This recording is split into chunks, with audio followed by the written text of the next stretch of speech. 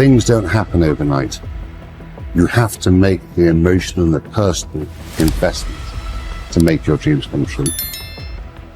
What would amazing look like for you? What would amazing look like if you were amazing? If you know what amazing looks like, then why haven't you gotten there yet? I want you to say, the reason I'm not as amazing yet because I hit the snooze button. That's why I'm not amazing right now. The reason why I'm not amazing right now is because I couldn't get up early enough because I told myself I'm not an early person. The people in the world become weaker people. It's by capping your brain. It's by putting this kind of garbage in it about not attacking what you're not good at. There is no shortcut. There is no hack. There's no sweatless solution. You're gonna have to work. There is always weakness to work on. Always. A lot of them. Why would we allow ourselves to make easy excuses? Why would you allow that? It's not what happens that determines the major part of your future.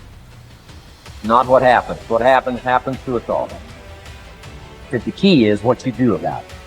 It's not what happens, what you do about it. Stop being a lazy, bum-ass person that's full of excuses, sitting around on the pity potty, coming up with every excuse in the world as to why you ain't winning.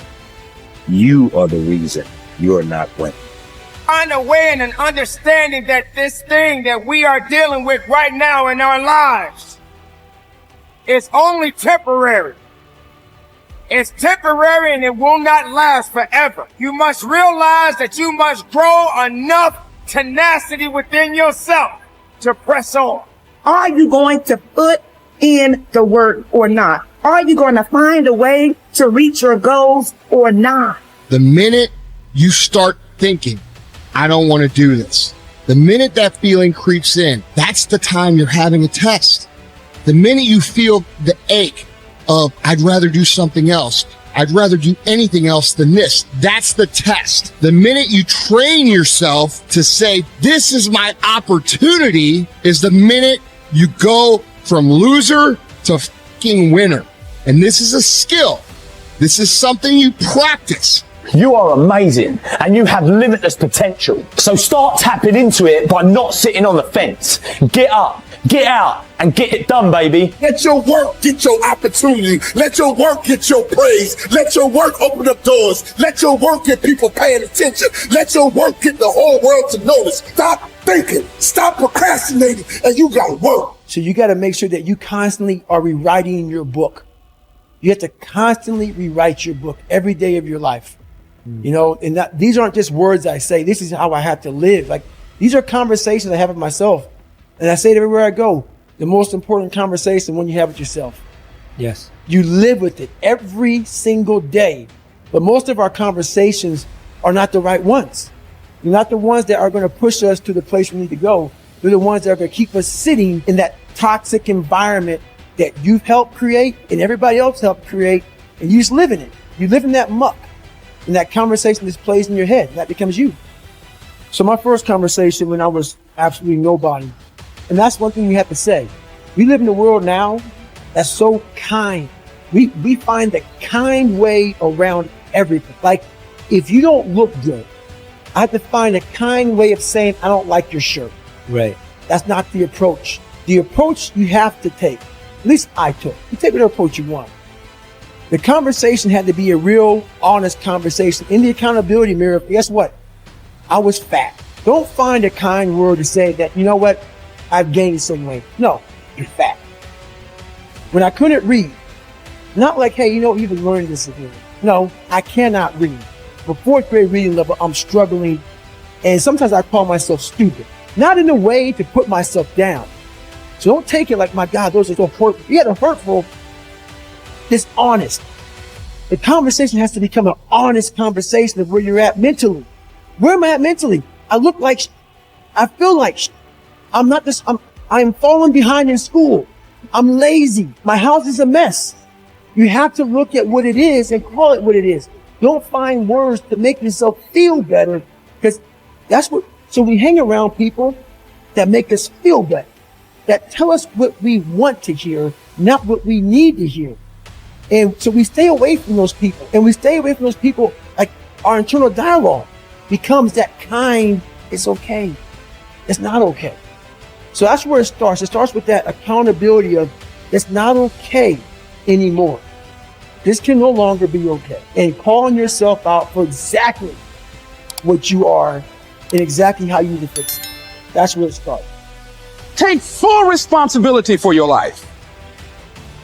Accept where you are and the responsibility that you're going to take yourself where you want to go. Someone said we have two primary choices in life.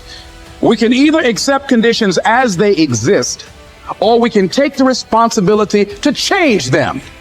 See, a lot of people want to exempt themselves from taking responsibility. All they want to do is talk about the problem. Every time you see them, they'll tell you their story over and over and over and over again. No. You want to take responsibility for your life. I got me here, I can get me out of this. And I'm getting out. I'm not going to be a volunteer victim. George Bernard Shaw said there are two kinds of people in life. You know, he said those that make things happen, those that watch things happen, and those that don't know what happened. And he said the people that get along in this life look around for the circumstances that they want, and if they can't find them, they make them. They create them. So part of beginning to get unstuck, you've got to decide that the behavior pattern that you have adopted doesn't work for you.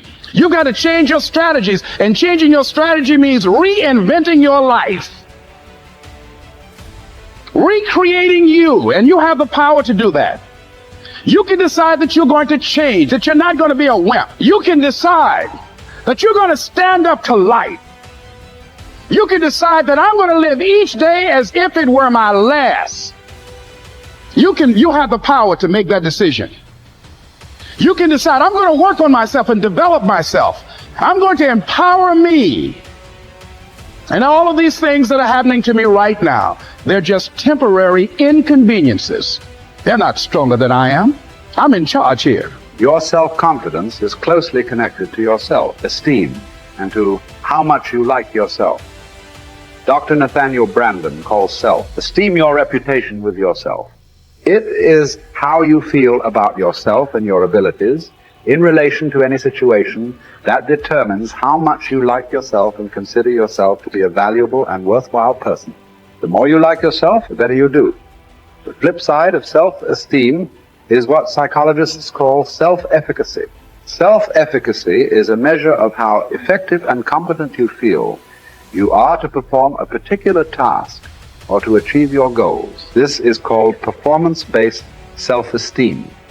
What this means is that if your self-confidence and your belief in yourself are determined by your self-esteem, or how much you like yourself is determined by how capable you feel you are in any given set of circumstances.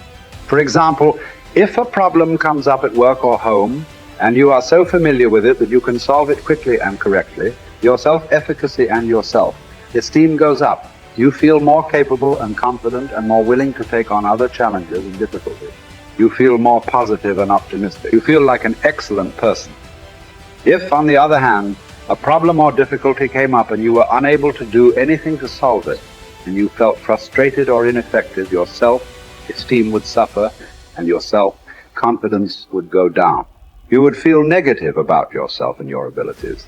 You might even become angry or depressed. You would feel powerless rather than powerful.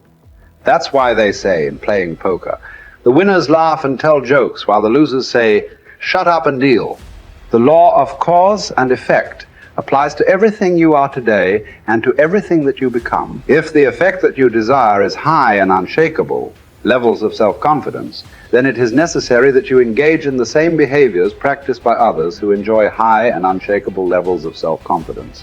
And you will soon experience high levels of self-confidence yourself. Studies conducted on thousands of men and women who have moved from ordinary to extraordinary performance and who have moved from feelings of inadequacy to feeling great about themselves show that there is a direct cause-effect relationship between competence and mastery on the one hand and self-confidence on the other.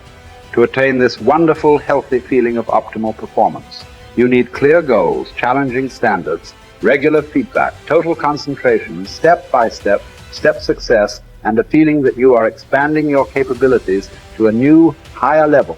When you have created a situation in which you experience all of these, you sense that you are working at the outer edge of your own personal envelope. You feel that you are getting progressively better and better at something you are ideally suited to do, and that while you are still working within the range of your capabilities, you are stretching yourself at every moment. When you are caught up in this kind of experience, you often lose track of time. You become unaware of hunger, thirst, or fatigue. You feel calm and clear-headed and euphoric. Tests show when you are in this state of flow, your brain releases endorphins, nature's happy drug, which causes you to feel happy and energized. Often, while you are in this state, the rest of the world seems to slow down.